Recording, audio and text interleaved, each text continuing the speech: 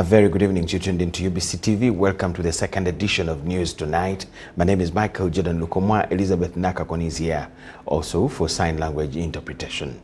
President Yoweri Kaguta Museveni met with a delegation of Italian investors interested in funding and constructing a railway line from Tororo to Majanji. The delegation, led by the Italian ambassador to Uganda, Mauro Massoni, seeks to enter into direct negotiations with Ugandan authorities. Their goals are to finalize the feasibility study and, if possible, construct the 62-kilometer railway line from Tororo to Majanji in Busia district on Lake Victoria, along with a port at Majanji. Museveni noted that construction of the Tororo-Majanji railway line will cater for the traffic from northern Uganda and South Sudan. He added that although government is to start construction of a standard gauge railway linking straight from the Kenyan border to Kampala, the one from Tanzania will take long to come, which means they will be using the lake through Majanji Island to Tororo in Uganda. Blois Vincenzo, representing the Italian investors, informed the president of their desire to establish an academy to train Ugandans in the latest railway construction and maintenance technologies.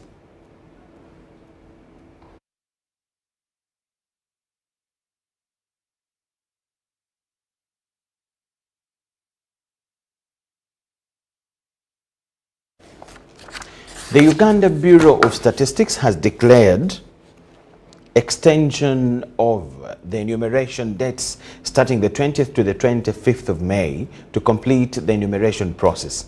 With over 10.4 million households covered so far, Uganda Bureau of Statistics has achieved 98% coverage of census enumeration, and a 5-day extension allows for enumerators to complete their scope of coverage. We have details to this.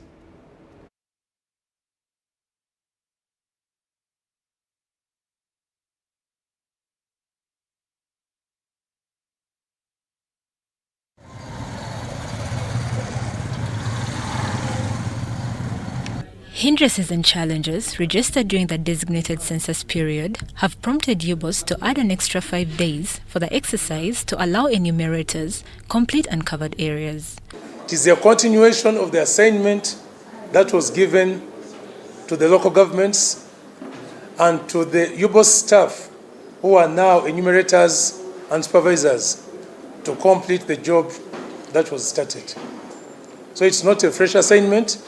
It is simply allowing everybody to complete the job that they undertook to start from the beginning. The mop-up period is extended to hard-to-reach areas and those affected by network and immobility. The affected areas include Greater Kampala, Karimajong, Kabong, among others. That all areas that had difficulties in beginning, that started late. And these, Greater Kampala is one of them. We have areas in Karamoja like Karenga, Kabong, Amdat. This one started late. A number of urban areas started late. And even within some districts, some sub-counties started late. So all these collectively are the reason this waiver has been given. Uganda Bureau of Statistics has achieved 98% of its census goal, with coverage of over 10.4 million households within the last days. This moment in time, let's be patriotic. This exercise has been embraced by everybody. Everybody wants to be enumerated. It's covered as of midnight last night was 10.4 million. As of last night, 10.4 million households. That's what was covered as of midnight last night. This is about 98% cut. Relatedly, police have recorded cases of stolen census enumeration materials, with 7 tablets reported stolen and 3 residents in Busia arrested for refusal to participate in census. Where we had a head of a family identified as Wanyama Joseph, and he declined and said that his family had already been calculated by God. So we arrested him, that is Wabwire Colin, and 3 other members of his family. Patricia Nandago and Rogers Komagum for UBC.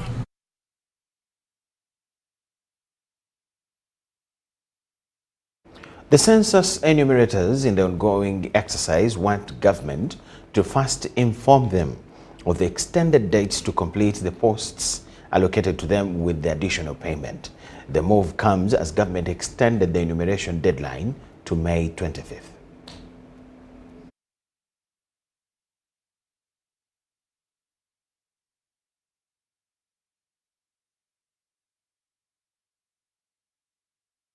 Bureau of Statistics extended the census closing to 25th of this month due to initial challenges faced by enumerators. The enumerators say they are not ready to count the days they have been extended before they are told how they'll be paid. To call us again and we do another appointment with the UBOS. We need more money. What do you normally do? Two of them were teachers. How much do you earn a month? 400. We are giving you 500 for less than a month. If we tell you to finish this job within 2 weeks, is there any problem? No problem. Which is a better deal? This one. And that was it. So we look at the positive of this. We are giving you 500.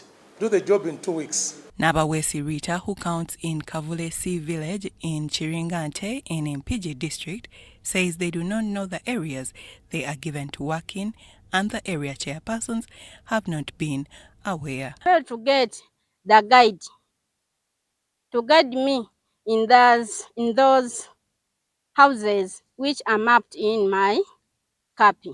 We are not guided. So they trained how to use the machine and how to question. The chairperson of the National Women's Council, Hajat Farida Chiboa, who is counted in her family, wanted local leaders incorporated since they know the areas better. Emphasize the local leadership, the village chairperson, the village women council chairperson, and the chairperson for the young people. These are very important people and very crucial in all the exercises. She urged women to bring out everyone at home to be counted, as this program is very important. Call upon all the women, especially the mothers, the women in the families, to be cooperative. We know the helpers that are in our homes. We know the people who are in our families. Give them an opportunity. Retired Lieutenant Colonel Magufuli Moses Mugisha complained that those in hospitals have not been taken care of, but urged the government to use LC1 because they understand the residents better. What kind of data are they going to produce when people who are in hospital are not being counted? I do propose the census should be conducted by the people of Local Council 1. I therefore call upon the government of Uganda. Let them empower Local Council 1.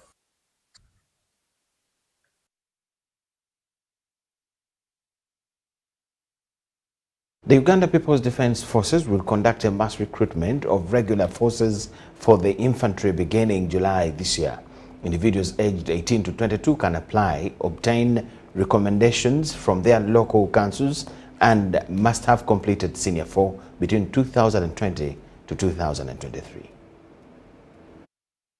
The UPDF has announced the recruitment of a regular force with the exercise running from 1st July to 14th July 2024.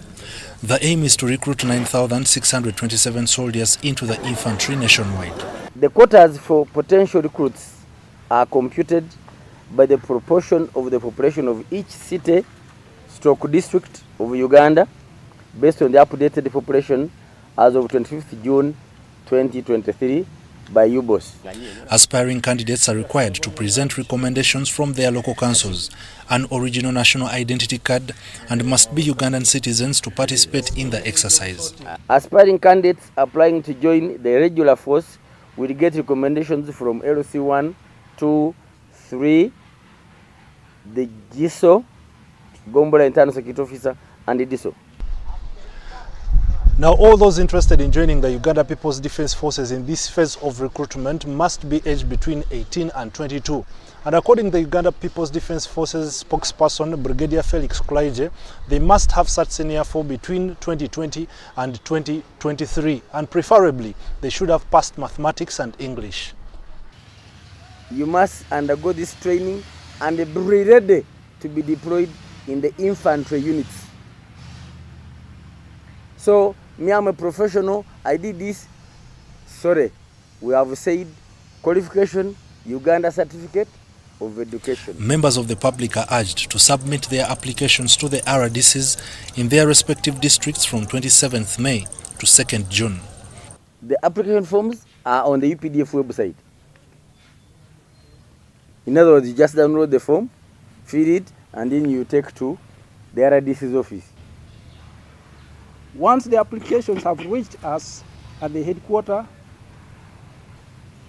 we shall have to confirm those applications and we'll have to conduct the sorting. The sorting criteria is ours, so you may not need that. Shortlists will be posted at the RDC offices between 17th and 23rd June 2024, indicating those who qualify to join the army. These individuals will then proceed to designated district headquarters for further interviews. Ivan Kahwa, Nahabwe Charity, UBC News. The Uganda Police has specified the designated routes and safety procedures for pilgrims trekking for the Namugongo Martyrs Day celebrations to be held on the 3rd of June. Police spokesperson Fred Enanga, while addressing the media, called for the pilgrims to be cautious of any hazardous individuals along the pilgrimage. It is about 2 weeks to 3rd June Martyrs Day celebrations, with over hundreds of thousands of pilgrims expected to Namugongo. Police has ordered its constables along major pilgrimage routes to observe that the pilgrims moving to Namugongo from neighboring countries and far along districts trek safely. The pilgrims from the DRC, Rwanda, Kisoro, and Rwanda districts on the 19th were hosted at Nyakatugunda Catholic Church in Rwanda Town Council. The police is escorting them, traffic personnel are guiding them. So we are aware of the pilgrims who are on their maiden journey to Kampala City and Namugongo. Road users along major pilgrimage routes are cautioned to observe safety of the pilgrims on the road. And we urge them to be extra vigilant and cautious while going through the city and heavy traffic. They should also watch against criminals and fraudsters who target phones and other valuables. Once again, we would like to wish all pilgrims the year 2024 a safe journey to Namugongo. Meanwhile, the Directorate of Criminal Intelligence has set a 10 million bounty for Dr. Aaron Lawrence, a Chambogo University lecturer who is on the run over charges of aggregated defilement. And we request whoever has the information to pass it in confidence to the nearest police station or contact CID headquarters on telephone number 0741 111 333. We believe that he could still be hiding within the country with the help of his closest relatives and friends. But we also have processed a warrant of arrest that we've submitted to Interpol to issue a red notice for him. Police warned the leaders of the National Unity Platform over carrying out their planned consultative rallies around the country without police clearance.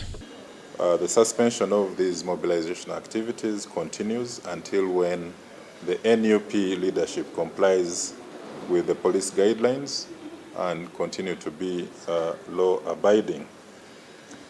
We are aware that they have come up with a schedule that has not been shared with us, where they have vowed to defiantly continue with their consultative mobilization tours. Police have also arrested 4 suspected criminals of the gang that disguises as taxi operators and end up robbing the public. They have been charged of murder, rape and kidnap in the areas of Kampala Metropolitan. Police cautions the public and intending passengers over the use of empty taxis. Komagum Rogers for UBC. All preparations that Namugongo Anglican Martyrs site ahead of Martyrs Day celebrations come 23rd are set. According to Enoch Rumondo, the administration at Namugongo Anglican Martyrs site, the site is now open to receive all pilgrims starting today, Monday, the 20th of May. At Namugongo Martyrs Anglican site, preparations for 3rd June will be led by the Midwest cluster, comprised of 6 dioceses. Every diocese that organizes that day pledges to make any development at the site, and the Midwest cluster pledged to make an extension of the amphitheater. The amphitheater that now seats over 40,000 people. By the time UBC reached at the site, the amphitheater that costed the 6 dioceses 45 million was already complete. So it's a great, remarkable work that they have done, and it will be able to add more people in that facility to sit comfortably. And that is our desire, that when these people come in, they do not suffer the conditions of the sunshine and the rains. There was also general cleaning and painting of the site. At the Anglican site, they have also built steps to ease movement of pilgrims who will wish to collect the holy water. Because when they come in, we expect, to have at least first aid on those that are swelling their legs and so on. But we have organized them some places for accommodation. Then with the feeding, pilgrims do feed themselves. The vendors are also organizing so that by the time someone comes here, there are places where they can buy something to eat. And we believe by Wednesday this week, the 22nd, we'll be through with all these works, construction works, so that we pave way for the organizers and security to take charge of the site. The museum at the site was also ready for tour. Lukomwa also explained the program, starting from 23rd May to 3rd June. So we know anytime people are coming in, so when they come, we don't want them to be redundant. Starting this Thursday, we welcome children. It's Children's Day for their pilgrimage.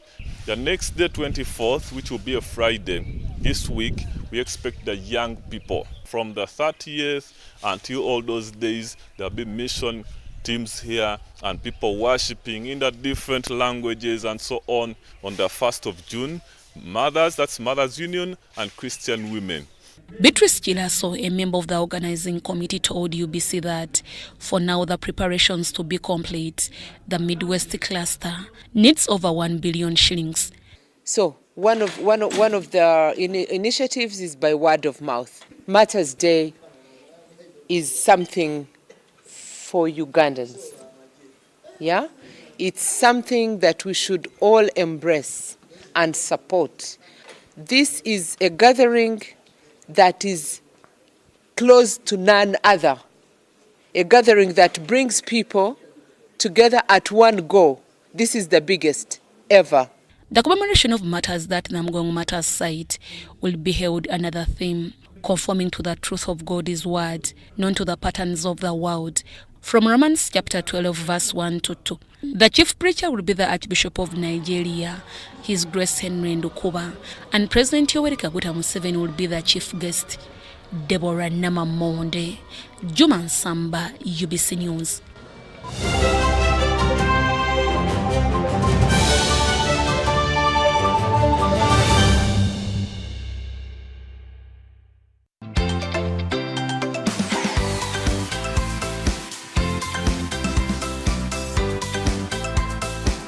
Sigikira mulimo gwenkola gukanikira baba customer upawa sobuni. Kimba no bwiro bukutwala sente isomero. Ati ncho amukolesa enkola ya MTN mobile money. Ni migasta 10 nkaga na 5 star 8 Ninteka kodi namba y'omwana genda sente ninsasola kulungi ntaino kuterimaniziwa koni. Katunga esimu kuruga mu MTN bantereire. Kubantereire okubanza ntakikirize. Nkaba amanyire bali bafere. Hanyuma nagenda nakaguza MTN yao nagamba ntungire simu eno kuluga mu MTN kyamazima okuba nkabanta amanyire nti aliyo promotion.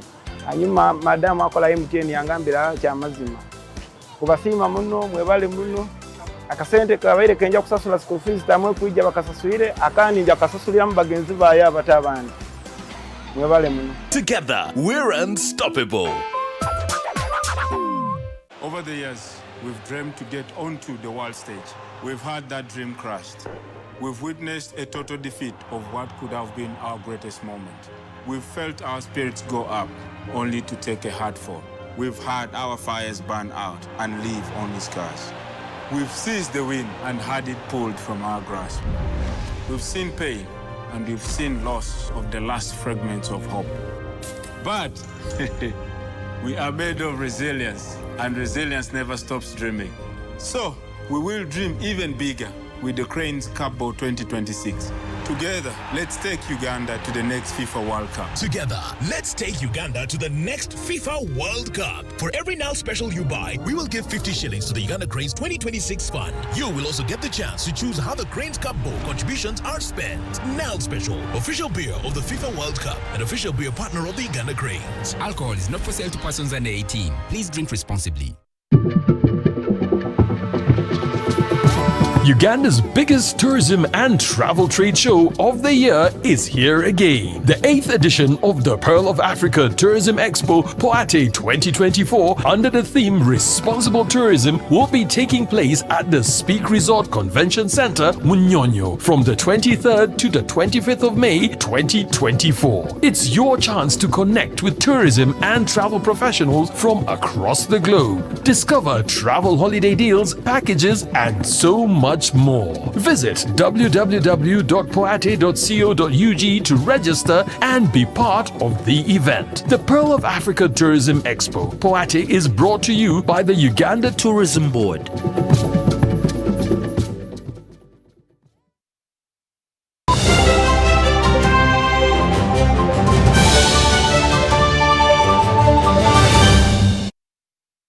UBC News Tonight.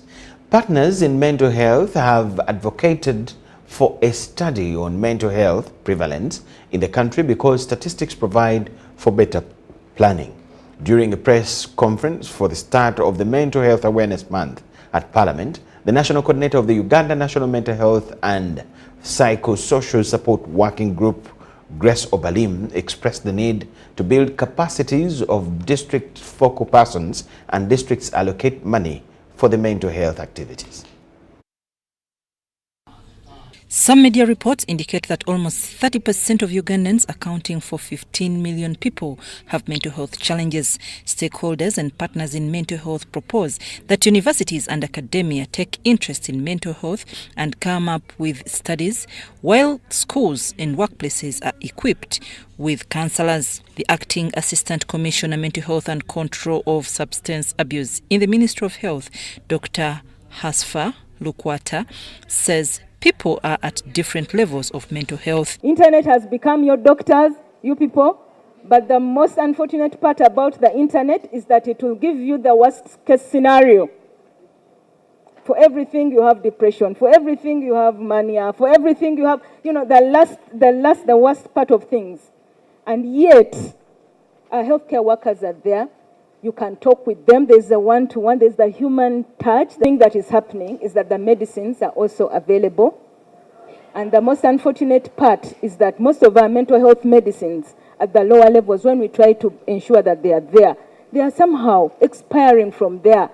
During the start of the camp on mental health at Parliament, Chairperson Parliamentary Forum on Mental Health, Micheal Joffre, said they are advocating for government to increase budgets for Butabika and other referrals for mental health. There's a saying that if people are on drugs for mental health, they are supposed to eat 3 meals a day. But there was a minimum budget that in Butabika people eat almost only 2 meals. If you consider the number of the mattresses, they were not enough. And if you are working with people with mental health, you never know, by nature, somebody might just decide to tear the mattress. So, such a hospital needs enough budgeting, enough resources to make sure it runs its services. The chairperson, Uopa Saropendi, called upon government to operationalize the Mental Health Act. States or proposes that at Health Center 3s, Health Center 4s, we should have these officers to provide services to the population, because that's where the majority of the Ugandan population is. So it's my call on the government to ensure that the provisions of the Mental Health Act are actually put in place. Partners in mental health expressed the need to share correct information about mental health challenge and mental illness. Our legislators, they are responsible for our laws, our policies, and systems that is to be given to us. Let us hold them accountable. The camp, second of the kind at Parliament, runs from 20th to 25th May. I'm Navka Farida in Kampala. Failure by the prosecution to make its reply to the bail application of the 11 National Unity Platform supporters has hindered court to grant them bail. The 11 are facing charges of terrorism at the International War Crimes Division Court in Kampala, which offences prosecution allege that were committed in 2023. The 11 National Unity Platform facing charges of terrorism have again appeared at the International War Crimes Division Court to hear their bail application. Before Judge Lukomwa Kauka, during the last court sitting, they had wanted court to grant them bail ex parte on grounds that the state delayed to make a reply to their bail application. When prosecution led by Richard Bilivumbuka appeared in court, asked court to give him more time to reply to the bail application of the accused. As such, my lord, my lady, we thought that this was duplication of work and backlog that could easily be avoided by having the two applications, that is Ms. Hass application number 007 and 006, consolidated. We do appreciate that this consolidation is by way of a form application supported by way of notice of motion supported by affidavits. But that is where there are a lot of disputes. It is our prayer, therefore, my lord, that you waive that this court waives that procedure and invoke section 17(2) of the Judicature Act. Following the prayers from the prosecution, the legal team representing the accused also asked court to grant them more time to make its response.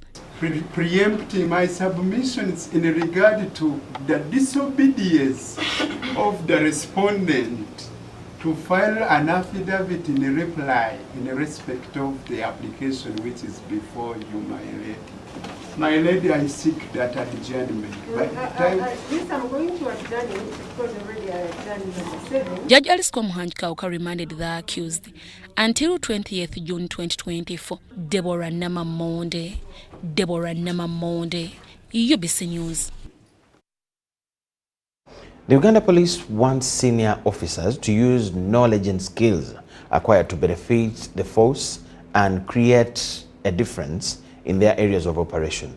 The call was made at the pass out of the 8 police officers who graduated with PhDs and 44 with masters at Webaja Command College after completing the Arts, Peace, Governance, Security and Development courses. Under the third cohort of the UP's training of police officers in arts, governance, security and development, Uganda Police has graduated senior officers with PhDs and master levels. Knowledge and skills enhancement in the Uganda Police Force is one of the priorities as we fulfill our constitutional mandate, institutional vision and mission.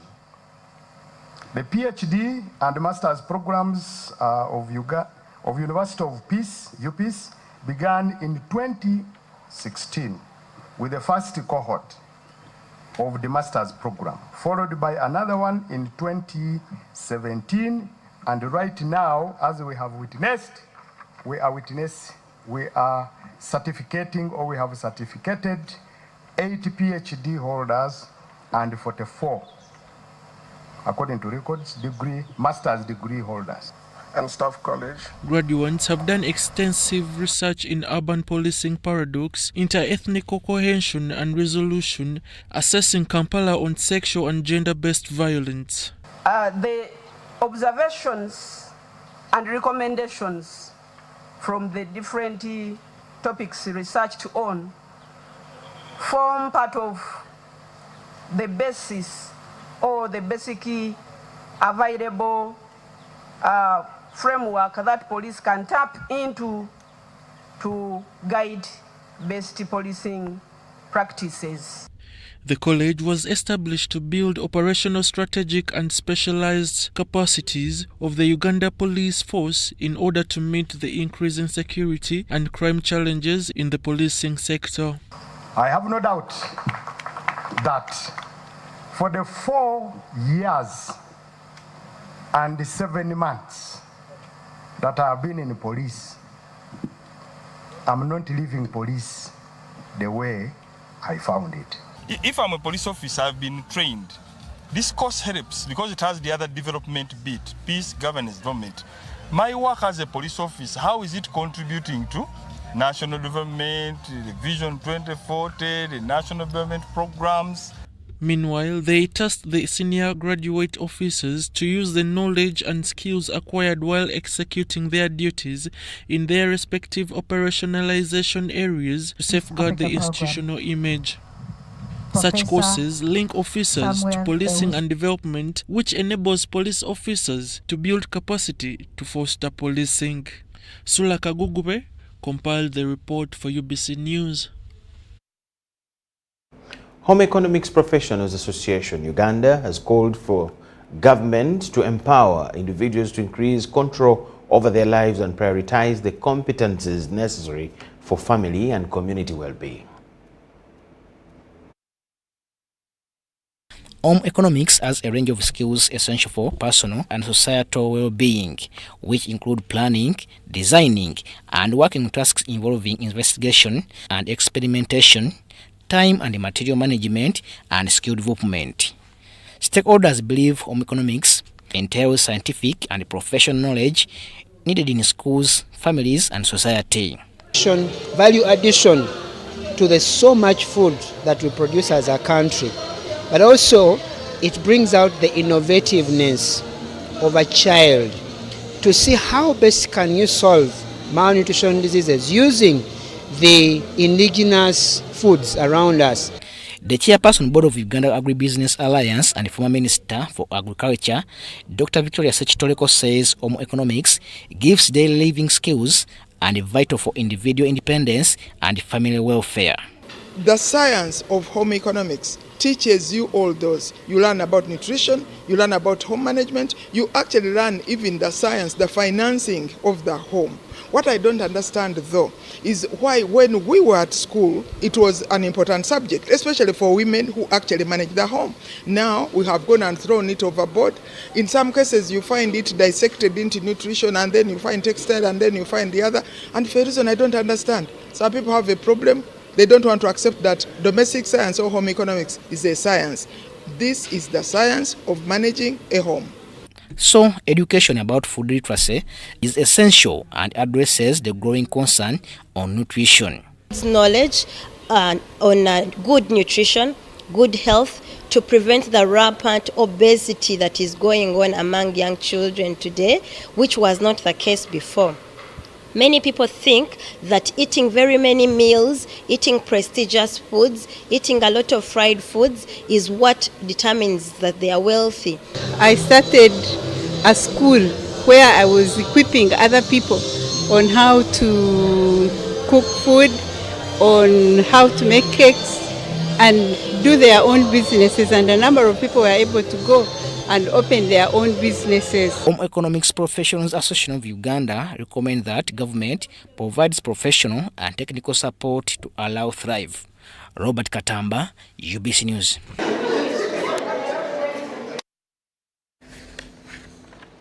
We thank you so much for watching. Let's take a short break. On our return, we have business news tonight.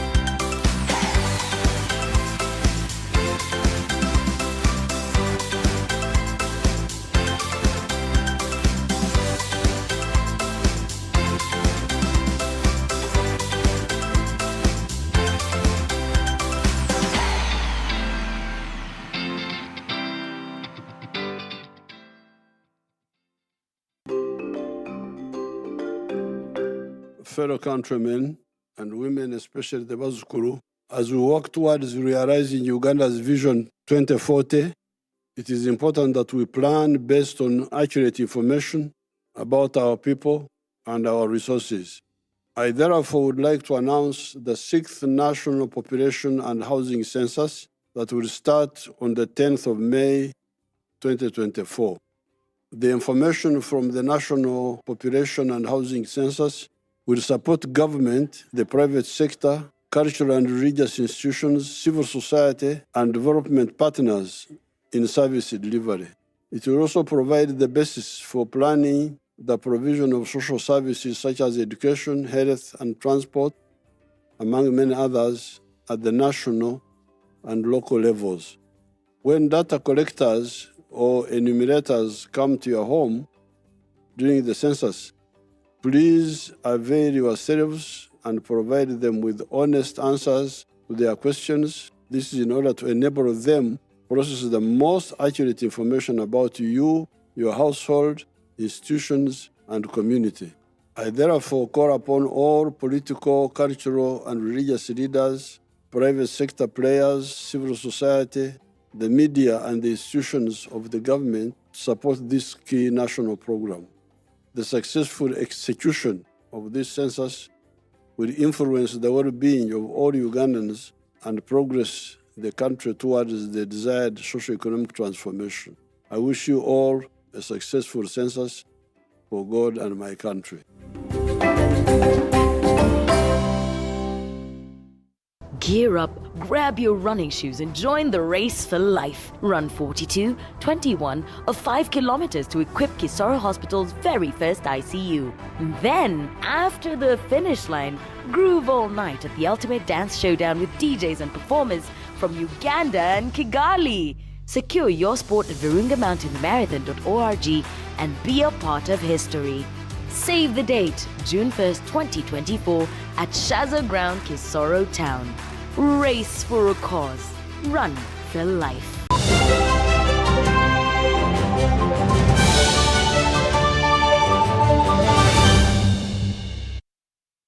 Over 300 farmers from Loreng-Edward Sub-County Nabilatuk District have received high-quality seeds from Nabwin Zone Agriculture Research and Development Institute.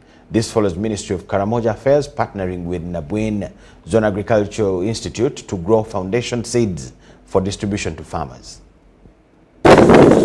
Last year, Ministry for Karamoja Affairs partnered with Nabwin Zone Agricultural Research and Development Institute to produce high-quality seeds for 115 farmer groups in the 9 districts of Karamoja sub-region. Over 300 farmers from Loreng-Edward Sub-County, Nabilatuk District, have received quality seeds from Nabwin Zone Agricultural Research Development Institute. They are receiving their foundation seed from Nabwin Sadi to go and multiply. And they get what we call a quality declared seed that will get into their members. So this is to resolve the issues of quality seed which the farmers access. Kilograms of green gram cowpeas and then 2 kilograms of sorghum. So they should go and plant. We expect. Scientists at Nabwin Zadi urged farmers to utilize the seeds and improve food security and income. Will benefit with these short maturing varieties of sorghum and green gram. You'll be assured. Green gram here in Choroko takes 60 days maximum. We are not giving you seeds to go and keep. So, we want you to go and multiply. Dr. Anthony Raphael Ijala says the farmers will be monitored. Teams of LOCs, the teams of parish chiefs together with the Nabwin technical staff will be following up these farmers to ensure that what they take is planted and they are managing it well until the harvesting time. Farmers appreciated the seeds which they said will improve productivity. From the institute, we have received them. We will and well improve the seeds.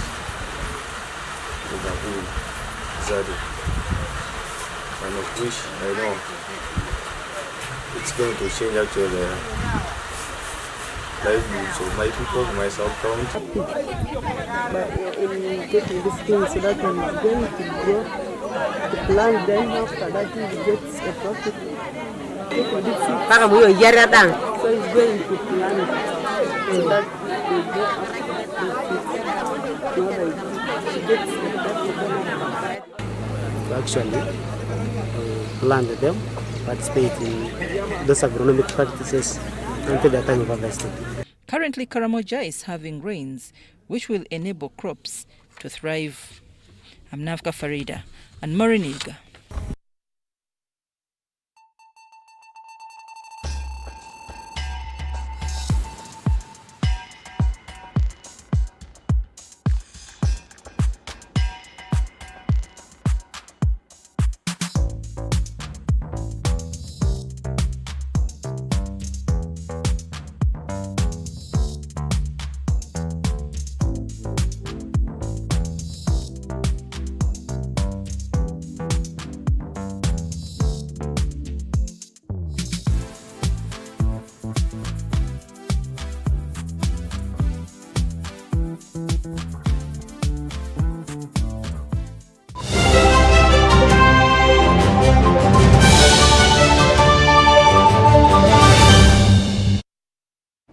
The death of Iranian President Ebrahim Raisi has left the world in shock. The man, who was known as a hardliner, died after his helicopter crashed due to poor weather in mountains near the Azerbaijan border. On 14th December 1960, Ebrahim Raisi was born in the Mashhad area of Iran. Raised in a clerical family, Raisi received a religious education, attending seminary in Qom in 1975, the foremost intellectual center of Shia Islam. This was at a time when Iranians were broadly dissatisfied with the then regime of Mohammad Reza Shah Pahlavi. Many of the seminarians at Qom were engaged with the revolutionary ideals of Ruhollah Khomeini. His interpretation of Velayat-e-Faqih, the guardianship of the jurists, sought to ensure clerical oversight of the government's policy and administration. Raisi was reported an active participant in the events of 1978-79 that drove the Shah into exile and established a system of government based on Khomeini's vision. After the Iranian Revolution, the inexperienced Islamic Republic faced a number of immediate challenges. These ranged from the Western educated loyalists of the Shah to secularist left-wing dissidents to all-out war with neighboring Iraq. Raisi dedicated his career from the start to upholding the nascent regime against internal opposition. He underwent training in administration and soon joined the prosecutor's office in Masjid Soleiman in southwestern Iran. Over the next 6 years, he gained further experience as a prosecutor for various jurisdictions, including Karaj City, Hamadan City, and Hamadan Province. In 1985, he became deputy prosecutor in the country's capital, Tahran. From one career after another, Raisi found himself in politics, running for Iranian presidential elections in 2021.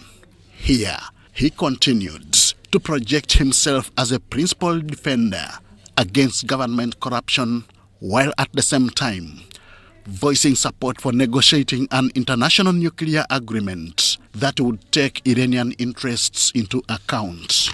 It was his high profile that made him the clear frontrunner on the ballot, with most of his serious challengers disqualified weeks before the elections. With the voter turnout of slightly below 50%, he won by an overwhelming margin and was inaugurated in August 2021. During the Israeli-Hamas war that began in 2023, Raisi grew increasingly confrontational towards Israel. Amid his rising rhetoric against Israel and a historic visit to Saudi Arabia to discuss the war. Iran's allies across the region, including Hezbollah in Lebanon and Houthi forces in Yemen, stepped up attacks on Israel. When Israeli forces killed senior officers in Damascus in April 2024, Iran responded 2 weeks later by firing drones and missiles into Israeli airspace for the first time in the history of the two countries. Raisi threatened a severe response if Israel retaliated. But when Israel attacked a military complex in Iran, days later, Raisi remained silent on the matter as Iranian officials claimed the Israeli strikes had been intercepted. At the time of his death, in a helicopter crash, Raisi had embarked on a renewed tour to build ties with neighboring countries. A high-profile visit to Pakistan culminated in an agreement to boost bilateral trade to a tune of $10 billion over 5 years. Henry Okrut, UBC.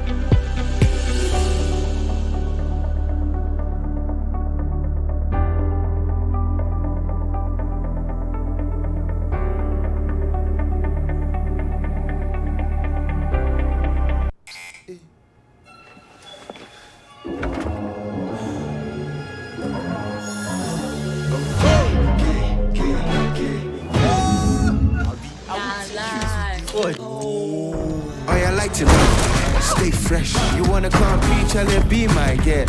Lighting. Lighting.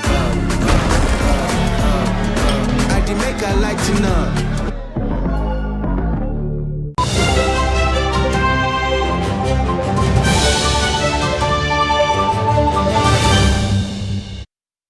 Sports news tonight. National Council of Sports will next month celebrate 60 years of existence, and according to the Council's General Secretary, Dr. Bernard Patrick Ogwell, it will be a memorable occasion.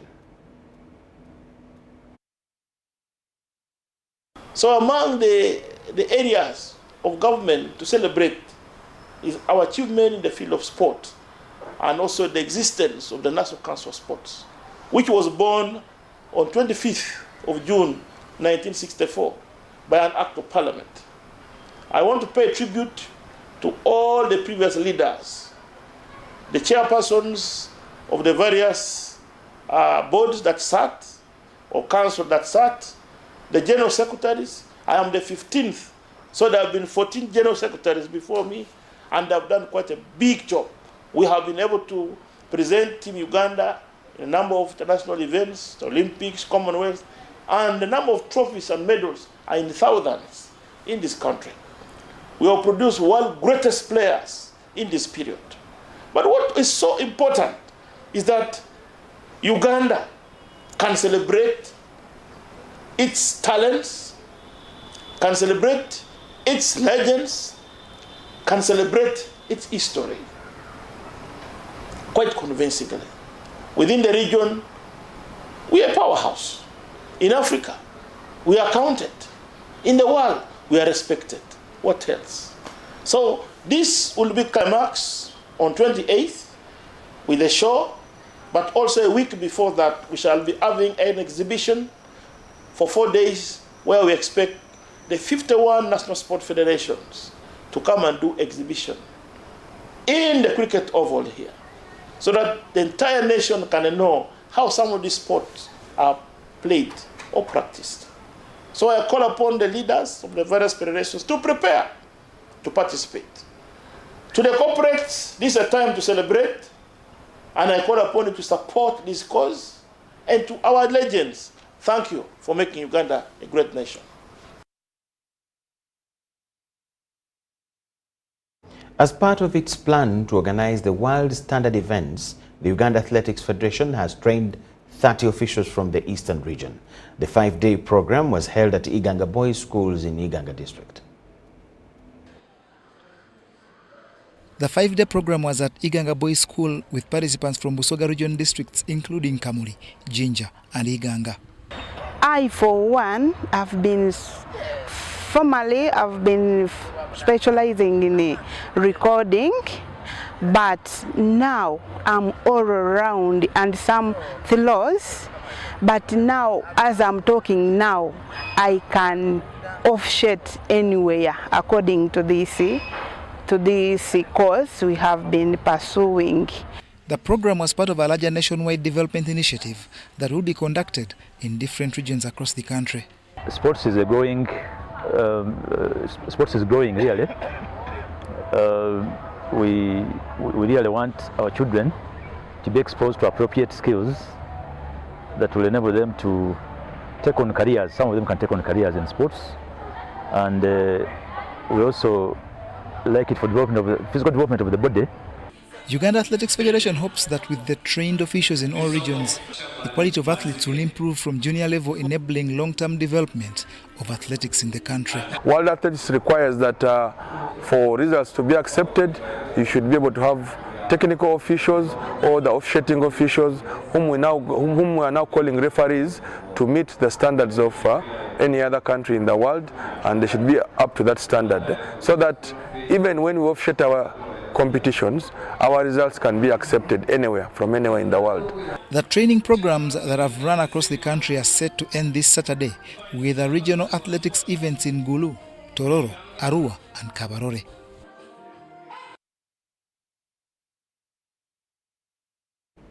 In just a few days, the Cricket Cranes Uganda's senior men's cricket team will appear at the 2020 World Cup for the first time. As the team prepares to make their maiden appearance, we kick off a World Cup series, the Uganda at the 2024 ICCT World Cup.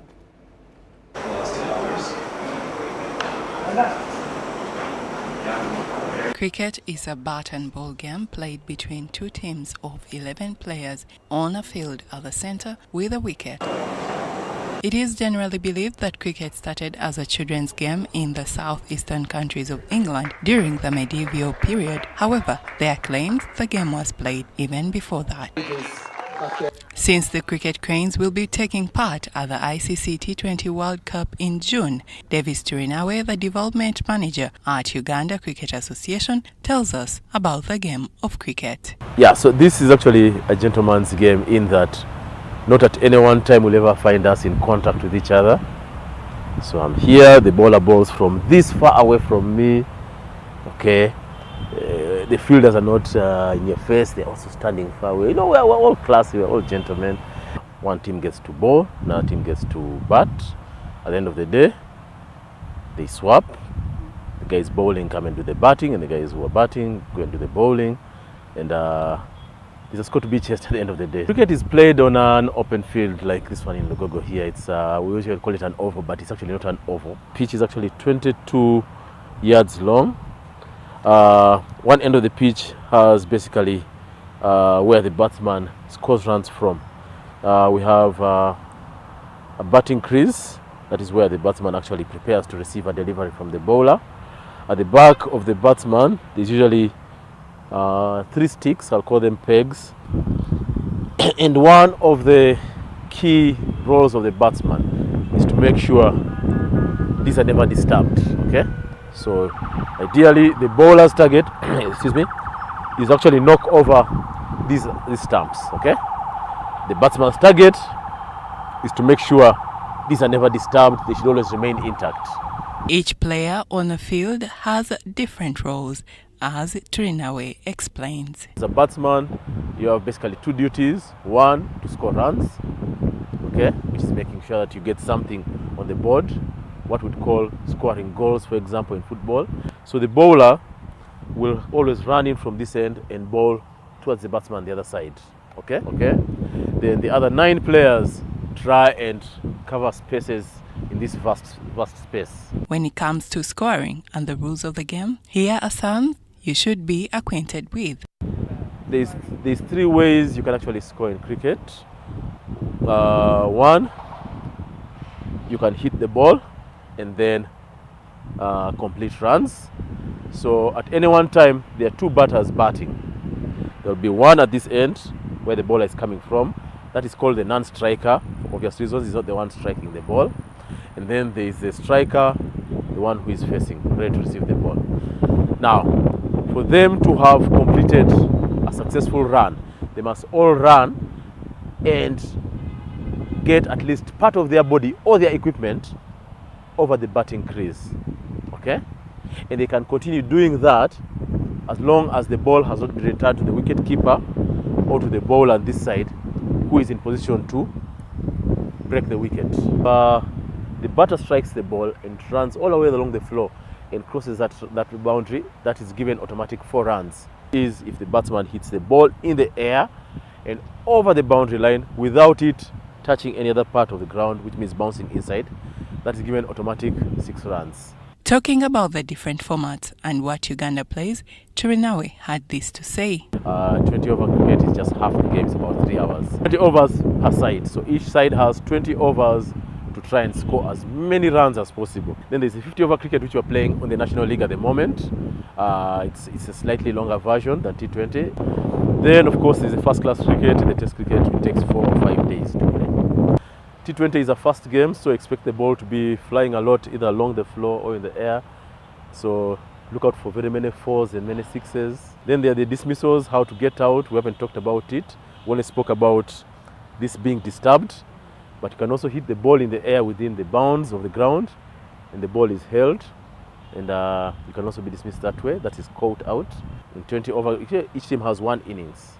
So you get to bat once. Innings is basically when each team has had a chance, all the players have had a chance to bat, or their overs have been completed, and then the other team also comes and has its innings. The game of cricket was introduced in Uganda over 70 years ago by the colonial community, and later on, Ugandans picked interest, with 2 Ugandans, John Walusimbi and the late John Nagenda, playing for East Africa at the World Cup in 1975. Since 1998, when Uganda became an associate cricket country, the sport in Uganda has grown. The country has taken part in numerous ICC events, the biggest one and highest one being the upcoming ICC T20 World Cup in June 2024 in West Indies and USA, where Uganda will make her maiden appearance. Grace Joyce Kemgisa, UBC News. That is all we had for you tonight. Thank you so much for watching. My name is Micheal Jordan Lukomwa with Elizabeth Nakakoni and the whole team. Wish you the best. Bye-bye. Let's leave you with the weather forecast update.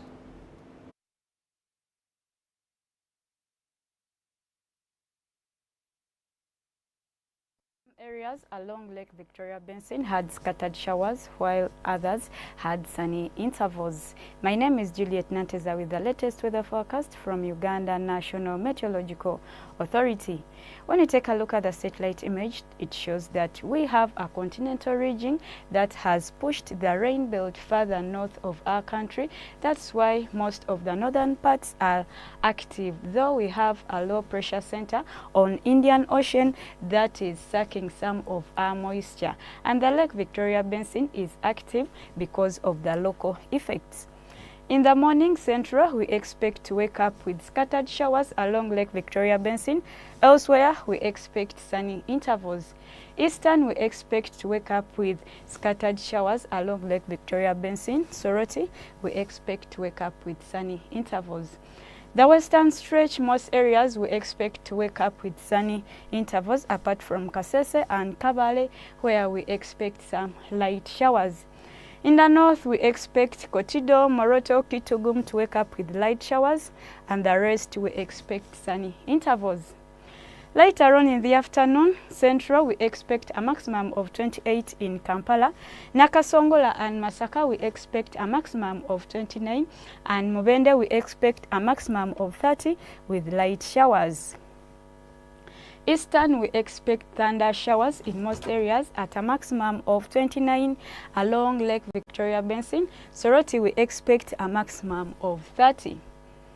The western stretch, we expect a maximum of 29 for Kasese and Masindi. Kabale Highlands, we expect a maximum of 23 with light showers in most areas. In the north, we expect most areas to have thunder showers at a maximum of 30. Elsewhere, Dubai, we expect a maximum of 38 with sunny intervals. Nairobi, we expect a maximum of 27 with showers.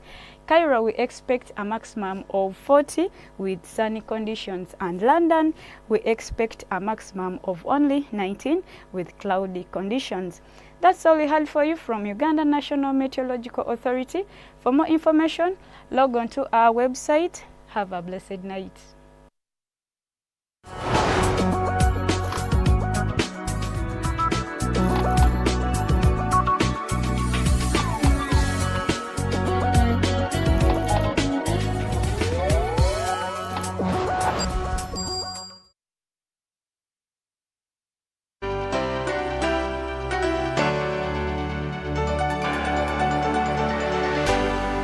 UBC, inspiring Uganda.